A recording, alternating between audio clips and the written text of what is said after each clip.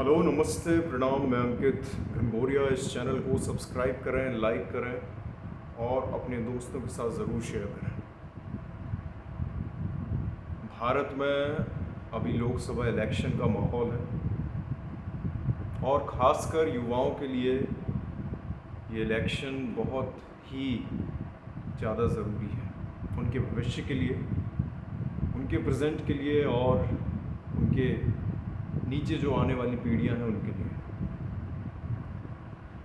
कौन सी पार्टी सही है, कौन सी गलत है, किसकी विचारधारा सही है, इन चीज़ों को समझने से पहले ये समझते हैं कि चुनाव का एक बेसिक, बहुत ही सरल अगर आधार बनाया जाए तो चुनाव क्या है।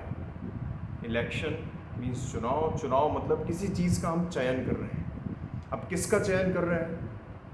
हम अपने प्रतिनिधि का चयन कर रहे हैं जो हमारी ज़रूरतों को, समस्याओं को, हमारे विचारों को एक राष्ट्रीय पटल पे लाके, वो राष्ट्रीय पटल क्या है? पार्लियामेंट या संसद, वहाँ पे रिप्रेजेंट करें मतलब कि वो हमारा दर्पण बन के एक ट्रांसपेरेंसी के साथ हमारी ज़रूरतों को, हमारी इच्छाओं को, हमारी मांग को वहाँ पे रखे और उन चीज़ों को करे जो एक ह्यूमन सोसाइटी के लिए, एक मानव कल्याण के लिए ज़रूरी है। बहुत ही सिंपल और सरल भाषा में मैंने समझा। यही चीज़ पुराने वक्त में जो दरबारी होते थे, उनके जो मिनिस्टर्स होते थे, वो करते थे और आज ये हमारे सांसद करेंगे। तो अगर हम देखें, हमेशा से ही जो चुनाव का मतलब रहा है वो रहा है मानवता के लिए। बहुत फंडामेंटली अगर हम बात करें पूरे विश्व के आधार पे, तो चुनाव इसलिए कराए जाते हैं ताकि वो प्रत्याशी, वो प्रतिनिधि उस जगह पे एक डेडिकेटेड ज्योग्राफी में, एक डेडिकेटेड ग्रुप ऑफ पीपल के आसपास ज़्यादा कुछ नहीं लेकिन मनुष्यता, मानवता को ज़िंदा रखें। और ये मानवता है, इनके बेसिकली दो ही आधार हैं जिसको वो पूरा करता है। एक, जो वहाँ पे रहने वाले ह्यूमंस, वहाँ पे रहने वाले सिटीजन्स की जो समस्याएं हैं उनको सॉल्व करें, जैसे कि फूड, शेल्टर, सिक्योरिटी, और साथ में उनके एग्जिस्टिंग कंडीशन के साथ साथ उनका विकास भी करें। सोशल डेवलपमेंट हो उनका, एजुकेशनल डेवलपमेंट हो, टेक्नोलॉजिकल डेवलपमेंट हो, और बाकी जो बहुत सारे हम जो न्यू मॉडर्नाइज्ड फॉर्म देख रहे हैं वो इन्हीं चीज़ों से फाइन हो के डिराइव हो के आते हैं। तो एक किसी भी चुने हुए प्रत्याशी का काम यही है कि वो अपनी कॉन्स्टिट्यूएंसी में रहने वाले कुछ ग्रुप ऑफ पीपल, एक समाज को, बहुत सारे परिवारों को मानवता के हिसाब से एक अच्छा जीवन दें और इसी के आधार पे वो अपनी ड्यूटीज़ करें और मॉडर्न वर्ल्ड के हिसाब से जो जो चीज़ें ज़रूरत हैं वो उनको पूरा करें। राइट। लेकिन जो भी हमारा प्रतिनिधित्व कर रहा है राष्ट्रीय स्तर पे, जो हमें हमारे दर्पण की तरह लोगों के सामने बताया जा रहा है, क्या वो कहीं ना कहीं हमारे ही समाज से, हमारे ही परिवारों से नहीं आ रहा? तो इसका मतलब ये है कि वो लीडर राइट या रॉन्ग है, और वही राइट या रॉन्ग लीडर हमारे लिए राइट या रॉन्ग करेगा। ये पूरा निर्भर करता है कि समाज के सबसे स्टार्टिंग पायदान जो परिवार है, जो परिवार एक इकाई होती है समाज की, उधर राइट और रॉन्ग की डेफिनेशन क्या है। किसी भी समाज में राइट या रॉन्ग के एप्रिसिएशन से ही राइट या रॉन्ग प्रमोट होता है। मतलब कि अगर आप सही और गलत चीज़ों को डिफ्रेंशिएट करके सही चीज़ों को एप्रिशिएट करेंगे, उनकी प्रशंसा करेंगे, उनको इनकरेज करेंगे, तो सही चीज़ों के आधार पे सफलता बनेगी। और सही चीज़ों के आधार पे जब सफलता बनेगी तो आदमी सही चुने जाएंगे। अगर उसके टोटल विपरीत अगर हम गलत आदमियों को या गलत कर्म करने वाले या कुरीति करने वाले को अगर हम ज़्यादा एडवोकेसी करेंगे, उनका इनकरेजमेंट करेंगे, तो वैसे लोग पावर के पायदान में ऊपर पहुंच जाएंगे। और हमारे खासकर समाज में एक जो पावर की डेफिनेशन है वो गलत हो जाएगी। तो बहुत ज़रूरी है कि समाज में सभी लोग सही चीज़ों को प्रमोट करें, सही चीज़ों को इंडोर्स करें, एंकरेज करें, और उन्हीं के कारण सही लीडर तैयार होंगे। जब तक समाज में सही चीज़ों को प्रमोट नहीं किया जाएगा तब तक सही लीडर नहीं बनेंगे। एक छोटा सा उदाहरण देता हूँ। जब तक अगर आप किसी समाज में एक गुंडे को, जो बहुत पावर रखता है, पैसा रखता है, जो आपको कंट्रोल करता है, आपके राइट्स को छीनता है, लेकिन फिर भी आप उसको पूजते हैं, उसका ज़्यादा सम्मान करते हैं, उसके सामने झुकते हैं, तो ऐसे लीडर फ्यूचर में बहुत चांसेस है कि और बढ़ेंगे, और उसको ही देख के ही लोग अपनी सफलता के मायने तैयार करेंगे और उसके जैसा बनना पसंद करेंगे। तो क्या हुआ? क्योंकि आपने एक गलत आदमी को और उसके गलत कर्मों को प्रमोट किया, एडवोकेट किया, इनकरेज किया, इसलिए समाज में एक कैस्केडिंग इम्पैक्ट की तरह वैसे छोटे छोटे और भी गुंडे तैयार होंगे या गलत लोग तैयार होंगे, जो कल को आपके समाज में एक बहुत पावरफुल पोजीशन पे बैठेंगे और आपका फ्यूचर डिसाइड करेंगे। अब मैं इतनी कहानी क्यों कर रहा हूँ? क्योंकि समाज में सही और गलत इसका जो आधार है, जैसा कि मैंने बताया, देश, प्रदेश, प्रांत, समाज और परिवार एक इकाई है देश की।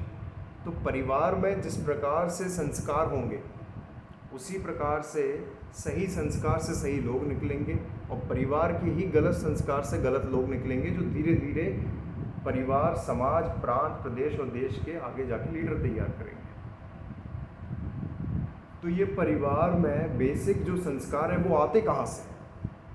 तो परिवार के जो संस्कार हैं वो निर्भर करते हैं कि परिवार में क्या लॉज ऑफ लाइफ, जिसको हम धर्मा बोलते हैं, क्या लॉज ऑफ लाइफ फॉलो करते हैं, कौन सा धर्म वो फॉलो कर रहे हैं, कौन से हिस्टोरिकल स्क्रिप्चर्स वो पढ़ रहे हैं, किन को वो पूज रहे हैं, किन को वो मान रहे हैं, किन को वो सेलिब्रेट कर रहे हैं। उन्हीं से सबकॉन्शियसली और कॉन्शियसली एक आधार बनता है संस्कारों का। उदाहरण के तौर पे ये बहुत ज़्यादा लाइकली है कि जो कृष्ण की, राम की, शिव की, माँ काली की, हनुमान की, ऐसे महान लोगों की, भगवान की अगर पूजा करता है, उनके जीवन शैली से, उनके जीवन की कहानियों से जो भी निचोड़ निकल के आता है, जो रस निकल के आता है, जो संस्कार निकल के आते हैं, उनको सीखता है, तो उसके अंदर भी वही गुण पैदा होंगे, और वही गुण वाले संस्कार उसके परिवार में फैलेंगे, फिर समाज में, फिर देश में। इस प्रकार से सही लीडरशिप तैयार होगी। मतलब कि परिवार के इकाई पे अगर सही संस्कार हैं और सही संस्कार के लिए जो सही लोगों को या सही चीज़ों को पूज रहे हैं, तभी सही लोग तैयार होंगे। मैं आपको डीपली इसलिए बता रहा हूँ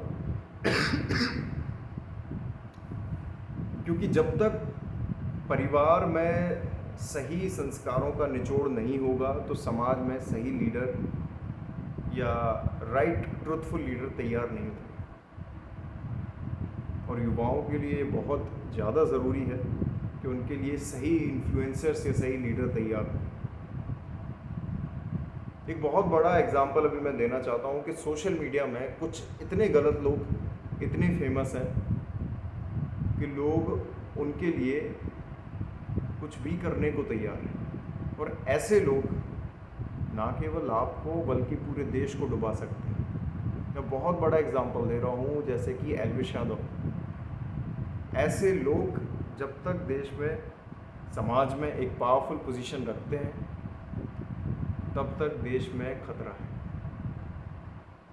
क्योंकि ये लोग ना ही युवाओं के लिए कोई चीज़ सही सोच रहे हैं और साथ में ना ही देश के लिए। ये गैम्बलिंग प्रमोट करते हैं, अडल्ट कंटेंट प्रमोट करते हैं, पोर्नोग्राफी प्रमोट कर रहे हैं, स्कैंडल्स प्रमोट कर रहे हैं। इसके बाद भी ये फेमस है। तो फेमस होना सही होना नहीं है, ये फेमस है लेकिन गलत है। तो ये बहुत ही बारीक लाइन है जो हमारे युवाओं को समझना है कि आप उनको फॉलो करें जो सही हैं, ना कि उनको जो फेमस है। और ये सभी चीज़ें हमारे जीवन में हमारे प्रतिनिधित्व करने वाले जो लोग हैं उनसे जुड़ा हुआ है। हम कहीं ना कहीं छोटा या बड़ा चुनाव करते ही हैं। किसी को अपना सोशल मीडिया इन्फ्लुएंसर बना के हम एक चुनाव कर रहे हैं, किसी को हम अपना सांसद या विधायक बना के चुनाव कर रहे हैं। और यही विधायक, सांसद, सोशल मीडिया इन्फ्लुएंसर बहुत ज़्यादा पावर रखते हैं हमारे देश को एक डायरेक्शन देने में, यहाँ के प्रिंसिपल्स, यहाँ की पॉलिसीज़ बनाने में, लॉस बनाने में। तो ये 2024 का जो लोकसभा इलेक्शन है, मैंने इसमें एक बहुत ही एक सरल आधार पे बताने की कोशिश करी है कि ये चुनाव का मतलब क्या है, चयन का मतलब क्या है, और क्या देख के आप चुनाव या चयन करें। हमारे देश को इस बार के इलेक्शन में उस गवर्नमेंट या उस पार्टी को चुनना चाहिए जो हमारी फाइनेंशियल सिक्योरिटी देखे, हमारी बॉर्डर की सिक्योरिटी देखे, हमारे लिए एक मेजॉरिटी गवर्नमेंट दे। मैं इसलिए बोल रहा हूँ मेजॉरिटी गवर्नमेंट, क्योंकि अलायंस वाली गवर्नमेंट में कभी भी डायरेक्शनैलिटी नहीं होती, सर्टेनिटी नहीं होती। वो खुद अपनी पावर गेम के लिए आपके पॉलिसीज़ को हैम्पर करेंगे, देश को वो डायरेक्शन नहीं दे सकते। तो ऐसी गवर्नमेंट को चुने जो मेजॉरिटी की हो, ऐसी गवर्नमेंट को चुने जो आपको सेफ्टी दे, जो फॉरेन प्लेटफॉर्म पे फॉरेन रिलेशंस को स्ट्रॉन्ग करे, ताकि आज भारत का युवा जब बाहर जाए तो उसके वीज़ा की पावर स्ट्रॉन्ग हो। हमारे देश में एक ऐसी गवर्नमेंट होना चाहिए जो गरीबों को और गरीबी को, इन दोनों में डिफरेंस क्रिएट करके गरीबी हटाए, ना कि गरीबों को हटाए। ये मैं इसलिए बोल रहा हूँ क्योंकि ये गवर्नमेंट एक ऐसी गवर्नमेंट इस चीज़ को कर सकती है जो ग्रेट इंडियन फाइनेंशियलाइजेशन को समझती है, जो देश के फाइनेंशियलाइजेशन की जो बेसिक फंडामेंटल है, अगर उसको समझती है, वही गवर्नमेंट देश से गरीबी हटा सकती है और गरीबों को मिडिल क्लास या अपर मिडिल क्लास में लेके जा सकती है। तो जब तक ऐसी गवर्नमेंट हम नहीं चुनते हैं, तब तक कहीं ना कहीं युवाओं का भविष्य, जो भारत में पूरे विश्व में सबसे ज़्यादा है, वो खतरे में भी है, और साथ में उनके नीचे जो जनरेशन्स आएंगी उनके लिए भी खतरा है। तो सोच के समझ के आप अपने जीवन का एक बहुत महत्वपूर्ण वोट डालें। थैंक यू, धन्यवाद।